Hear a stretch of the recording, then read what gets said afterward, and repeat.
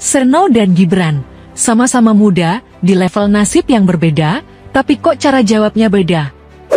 Seno, kalau Ganjar Mahfud sendiri sebenarnya mau fokus kemana? Katakanlah dalam hal pertumbuhan ekonomi.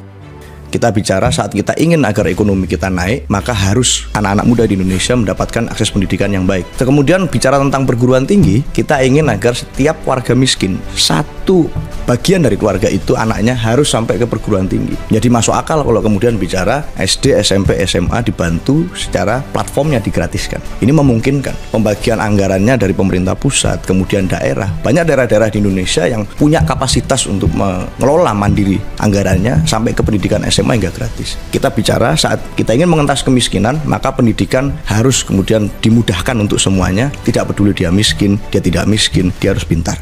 Dia harus punya akses untuk belajar. Meanwhile, in our universe, Mas Gibran termasuk memberikan masukan itu nggak? Bahwa ya mohon dengan hormat, yang senior-senior ini juga ketika menegur. Oh enggak, saya enggak.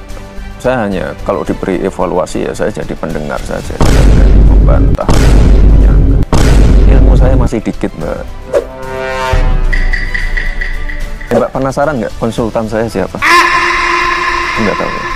Semua orang menanyakan itu. Punya konsultan politik atau enggak? Bukan punya atau enggak siapa, enggak tahu ya, enggak ada yang tahu. Ya. Enggak, kenapa? Banyak yang menanyakan soalnya. Ya iya, kenapa? Sekarang ya aku tanya. Karena cara komunikasi saya nggak seperti orang biasa. Jadi siapa? Ya rahasia.